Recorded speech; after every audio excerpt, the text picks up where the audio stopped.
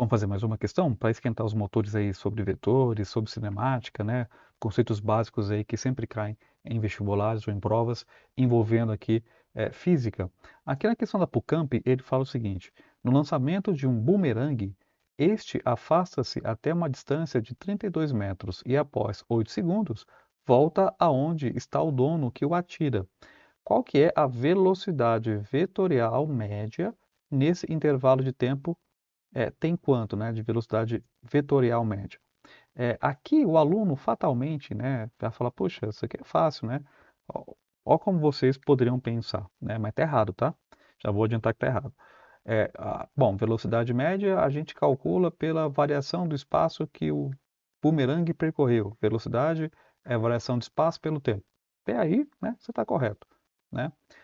Quanto que foi a variação de espaço? Aí você pode pensar, o bumerangue ele percorreu 32 para ir e 32 para voltar, né? 32 metros para ir, 32 metros para voltar.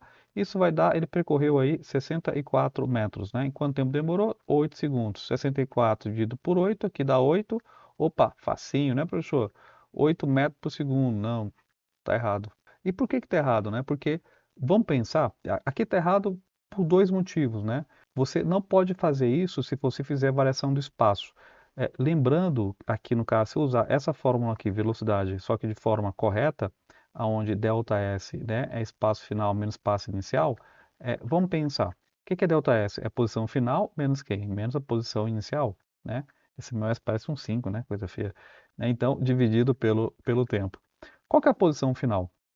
Na mão da pessoa, né? Então, ele voltou para a mão da pessoa. Então, se eu colocar a mão da pessoa como o meu referencial, como a minha origem, né, ele partiu do zero e voltou para onde? Para o zero, né? Então, qual que é a posição final? Zero. Menos. Qual que é a posição inicial? Zero. Quanto tempo demorou isso? 8. Né? Então, qual que é a velocidade? Aí, nesse caso, vai ser zero, né? E não 8 metros por segundo. Toma cuidado, né? Ou eu poderia pensar assim, ó. Como ele está falando de vetor, velocidade vetorial, né? Então, se é vetor, a gente tem que ter um tratamento vetorial para isso, né? Então, eu posso fazer também, pensar da seguinte forma, né? Velocidade vetorial é a variação do espaço da forma vetorial, né? Como é que a gente calcula isso, esse vetor? Se o bumerangue, ele, por exemplo, né, ele foi, esse vetor, aqui no caso seria o vetor inicial, né? Por exemplo, o vetor inicial tá para onde, né? Aponta para lá. E o nosso vetor final, ele aponta para o quê? Para a origem, né? Ele volta para cá, que seria aqui o nosso vetor final, né? Então, deixa eu colocar aqui o vetor final. Se eu fizer a soma vetorial disso, né, para descobrir qual que é a variação do espaço, né? Então, lembrando que a gente pega um vetor, né? Então, vamos pegar o vetor lá, aqui está o primeiro vetor, o vetor S0.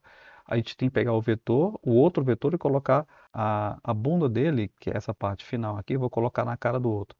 E o nosso vetor final, ele vai dar exatamente aonde? Aqui no finalzinho, né? Então, se eu colocar um sobre o outro, eu vou ter a seguinte figura.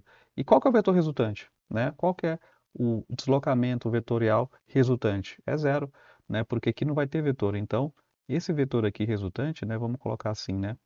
ΔS resultante, né? O nosso vetor resultante, ele também vai ser zero, né? Porque, coincidentemente, não vai ter aí um vetor resultante, porque o módulo dele vai ser zero, foi coincidiu, no caso, aqui com a origem, né? Então, de fato, colabora com a nossa ideia de que aqui a velocidade vetorial média vai ser zero, não vai ser 8, como normalmente você pode pensar em fazer, né? Sem considerar que o deslocamento ele é vetorial. Tranquilo? É isso.